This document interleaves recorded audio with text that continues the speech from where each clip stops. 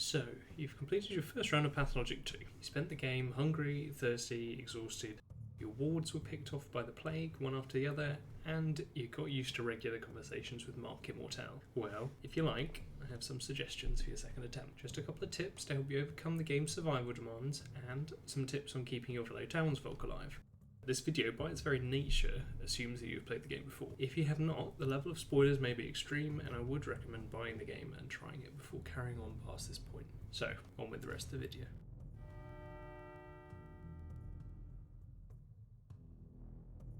Early in the game, water is in copious abundance, available on almost literally every street corner. However, as of day 3 this quickly changes, with almost all pumps being broken on the stroke of midnight. The barrels are all that remains. Up until days 7 or 8, these should provide enough water for the haruspex between them to supply your needs. Beyond this, they too are unavailable. Some water is available in your factory home each day, enough to fill 3 bottles of water or slake a strong thirst. If you wish to use it for your own thirst, I would recommend filling bottles and drinking from them, as it is significantly more efficient. It is very possible to stockpile enough water for the whole run within a few days, with efficient use of tinctures and if you avoid selling water bottles to the drunks for tourniquets or bandages. However, I would recommend fixing a pump once a day for the last few days. Fixing a single pump and making the most of it by filling at least 10 to 20 bottles will make things considerably easier, as you will continue to find empty bottles throughout your run, and it can be tricky to rely entirely on your early water stockpile. To fix a pump, you need 1 chisel, 1 metal scrap, and 1 spring. So long as you are not using guns and are trading for the metal scrap, which is the rarest of the 3, you should be able to stockpile 4 of each by day 7, after the fixing the alembic and maybe a postulate upgrade.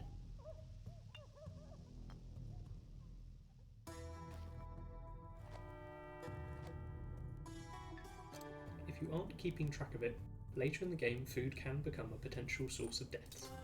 However, it is fairly easy to stockpile enough food in the first 5 to 6 days to last the remaining 5 days without significant foraging. To stockpile in the early days of the game, you have several suppliers of grub. Children on the street that will commonly have eggs about their persons, and step adults, which will sometimes have pemmican. If you've been raiding the children's stashes, as we'll get into later, then you should have the means to collect enough eggs to make a really big omelette within a couple of days. You should of course collect the food from Lara's cabinet on days 1 and 3 after speaking with her in the hospital, and the meat from sacrificing the bull on day 6. Trading with healthy people in infected districts is a quick way to obtain valuables such as rings, watches and bracelets, which can be traded in groceries for food as well. Good foods to purchase if the options are available include lemons, bread, milk and cured meat. Lemons restore exhaustion without causing any side effects, bread is filling and doesn't increase thirst much, milk restores thirst and hunger by a reasonable amount, and cured meat is filling while also increasing thirst significantly, though to be honest, any food is good. If you have spare diagnostic supplies and antibiotics, you can cure the people lying on the ground in infected districts. This will provide a significant boost to the fund reward for the following day. A maxed out fund reward provides enough food for pretty much an entire day. It's really good and I would highly recommend it. Every character that does not catch the plague saves you a Schmelda or panacea. So after keeping yourselves alive with food and drink, your next goal is to maximise the immunity of your endangered wards and minimise the number of infected districts wherever possible. There are 3 opportunities to prevent infection in a single district. The most accessible one of these is the House of Death side quest. Doing this one prevents an area with a single character, Aspiti, from being infected. However, if you don't do it, then Khan will not leave the polyhedron and can't be infected, thus potentially saving on Schmelders in the long run. Day 4, if you do not give a water barrel to Lara, this prevents the infection from reaching the area in which she lives. On day 5, speak with Sticky to find out about a chemist embalming bodies. This side quest leads to you chalking doors to show houses with bodies in them. If you complete this correctly, you'll prevent the west of the town from being infected the first time, which protects multiple characters from a round of rolls. Next up is the prophylaxis. The prophylaxis prevents named characters from catching the plague on the midnight tickovers. You should always use the highest quality tinctures to treat any at-risk person. The easiest way to obtain these tinctures is to go into the steppe, anywhere a twire grows, and listen for the chiming sound of Swevery. Swevery is your life and your saver, and it will keep everyone in the town alive. Swevery and any coloured twire produces the Medral Plus green tincture. Swebberry is the easiest herb to find that produces the improved tinctures, and I would recommend stockpiling it wherever possible. The immunity boost is much stronger than that from normal tinctures or immunity boosters. Player-produced antibiotics are not improved by the quality of the starting tincture, only its colour, so normal medral tinctures should be used for producing antibiotics. Finally, it's also recommended that you do not speak with Yulia Luracheva, if that's how you pronounce it, on day 2 at the lump, as this introduces her as a character, which results in her potentially catching the sand pest earlier than she might otherwise. If she's not spoken to, she is not introduced until day 6, which keeps her safe until then. To keep everyone alive, it is necessary to protect both Vlad Ogiemskis. To do this, do not speak to Vlad the Younger about the Termitary. Instead, speak to the senior Vlad, then to Clara, who sat in the lobby of his house, and then speak to the senior Vlad again. He will send people to retrieve his son, keeping the both of them alive. There is no penalty to this with the step people in the Termitary.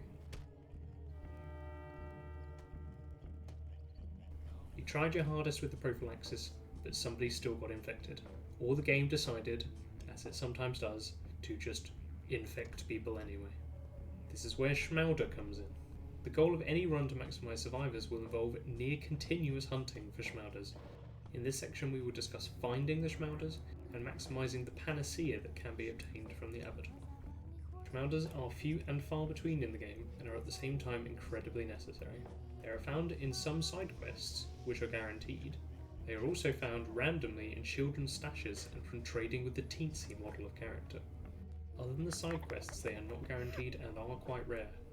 These quests are hide and seek at the Tadpole Yard, just to the west of the theatre on day 3. As long as the player brings one nut with them, they have enough material to buy the Schmelda. Any children in the game value the nuts they possess at value 1 and yours at 2, so you can repeatedly trade with them to obtain all of their nuts bar 1. The Schmelda can be traded with one of the children for a value of 5. You can trade the leash obtained from dealing with Leica to a doghead in the nutshell on day 4. 2 more can be found in caches on day 10, after having received a letter. Players should search every cache location every day, other than during Act 2, when the caches don't refresh. It is currently unknown whether playing the game as intended, putting things back in the caches, actually contributes to what the children put in, but it certainly doesn't seem as important as the game would have you believe. In terms of trading, some teensies will have a Schmelda for a value of 35. They value walnuts at a 5, and are also partial to chalk at a 3, and other nuts for slightly less.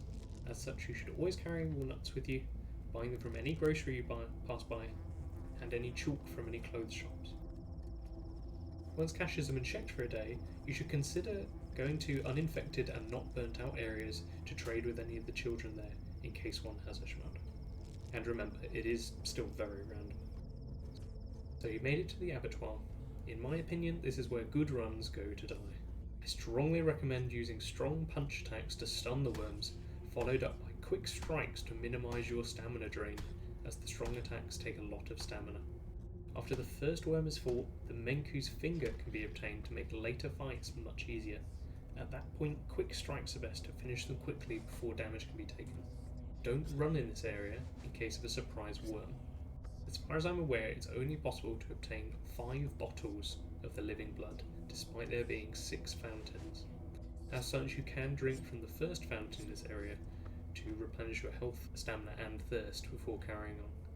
This provides the majority of panacea necessary to protect all of the children when death comes for them the following day. When the plague is taken in Murky's stead, it is possible to remove it through cleansing by fire, as I've shown here twice, because I accidentally got infected twice. If the infection has been kept as low as possible and your health is high, the plague can run through fire, which kills the infection while remaining alive yourself. If Schmelders are unavailable for a character, then you better pray to the god of dice. Only use the best version of antibiotics that you have available. Homebrewed antibiotics brewed with infected brains are the strongest and may keep your wards alive just one more day, but the plus versions that can be bought in stores or traded with children are nearly as good. Okay, there's so many other things that I could talk about, but I've got a quick rundown of some of them. Remember that when you go to named characters' houses, there's often quite a lot of stuff that you can loot if you just look around. You can loot stuff from Rubens, Anna's, the Stomatins, Vlad's, and Sabarova. I think that's about it. Anna in particular has a lot of really nice stuff just behind where she stands in her house. You can store spare stuff in Vlad's closet before you have access to your own home, as it doesn't get reset later in the game as far as I'm aware. Soap is an excellent trading commodity for clothing repair items. It stacks up to 5 and you can buy it from loads of the kids for 2. Fingernails are good for making trips north to south in the town quicker, but they're not quite as good for west to east.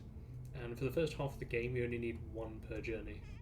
You can get 2 fingernails for cheap from the girl in Notkin's hideout each day, but if you're regularly checking the caches you probably won't need to. The Menku's finger is the most powerful knife in the game, as well as being a good surgical tool, so consider using it in combat. If you don't have access to the Menku's finger, you should absolutely get hold of a knife as early as possible. You can get one from Lara's on day 1, but it's badly damaged.